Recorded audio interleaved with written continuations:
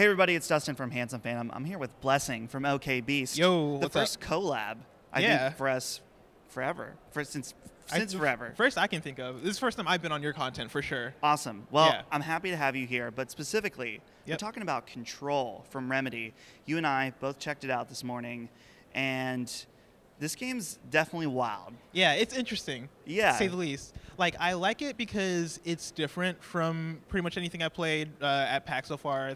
Like, big, like, first or third party wise, as far as like a AAA game. But I have like very mixed feelings on what I played. Okay, mixed feelings. Let's just dive into it. I'm curious about that. So I want to ask you first, like, overall impressions. Did you leave it feeling like good, or do you feel like? So I don't want to be critical because it's obviously a lot of August is when it's coming out. It needs some tightening up on the technical aspect, but the number one thing that I walked away with was like the overall vibe, and that it wasn't. I don't want to say horror, but it's just this creepy overtone, like of this otherworldly experience. No, yeah, it was really cool seeing like when you go in, right? You have you can float around. You have like levitation powers, and the one thing I noticed when I was floating around was like bodies just in the area, just that you're in. That kind of seemed kind of eerie. Made me kind of wonder what was going on there. That was really cool. The whole area, I think it's like a science lab that you're kind of stuck in, a science facility that you're stuck in.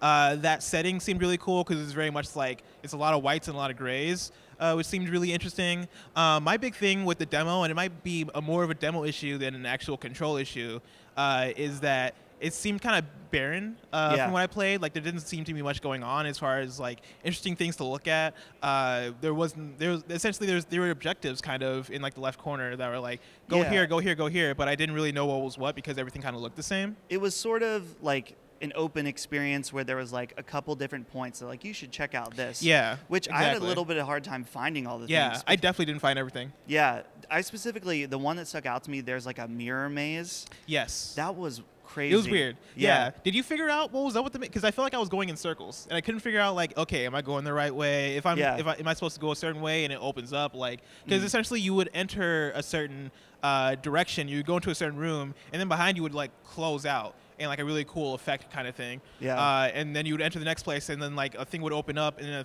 thing would close down. And it looked really cool. And it made me. It was kind of very trippy. But I like couldn't figure out like, okay, did I do the right thing? By the time I left it, I was like, I don't know if I won. I don't know if I did the wrong thing. Yeah. It was weird.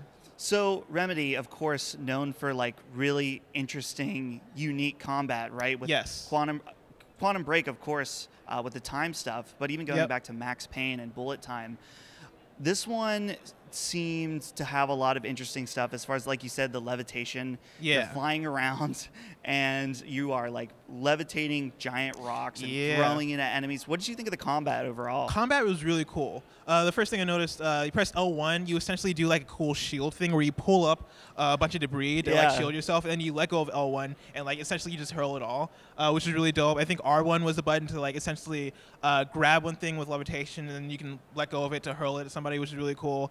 They showed off different enemy types, which all seemed pretty cool and pretty different. There was one part where I just got to a thing that was an orb that I think was an enemy. Yes, the orb. Yeah, the orb was weird because I like essentially if you weaken the enemies enough and then you hold square, a prompt will come up. You can hold square, and essentially you take them over and kind of make them your own. I did that to the weird orb thing, and it was just like following me around. I was like, okay, this is weird. And I have a new pet orb now. Yeah, exactly. But yeah, combat overall seemed pretty cool. The one thing I found kind of weird, and I don't know how I feel about it because like the gun you get, essentially it's kind of like any it's a weird kind of like pistol looking thing that is kind of like a light machine gun or like a submachine gun. It has like automatic rounds, and you can convert it to like a pistol kind of thing, but I didn't mess around with it enough to figure out what that does.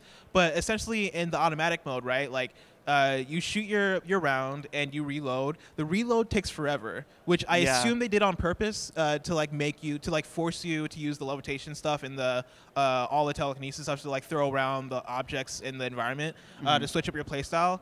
Which in that case, I think it did a pretty good job of doing that and making mix things up. But it was kind of weird. It kind of felt weird how long it took to reload. Yeah, that's something I picked up later because I was like, man, I was focusing too much on shooting. Yes. And one of the devs like tapped me on the shoulder. He's like, make sure you're using like to throw. You're right. So the other thing that was cool was as the weapons, they all have like there's mods that you can plug in. Yes. So there's weapon mods, and then there's also like character mods that will allow you to do like different levitation things. So for me though, definitely the strongest thing was like the vibe. Like at one point there was the orb. There was the orb, but there was a point there was an enemy that was like a person in a wheelchair floating. Did you see this? I don't think I saw that. No. Okay. Oh wait, no, I might have seen it. That actually sounds familiar now. You say it. Yeah, I'm excited about it. I'm excited. The oldest house sounds just like a place that is, so varied and so interesting to explore. For sure. And so, coming out in August, I think, right now. So I'm sure we'll get more stuff coming up at E3, things like that. But overall, you think you're pumped for it now? Are you apprehensive?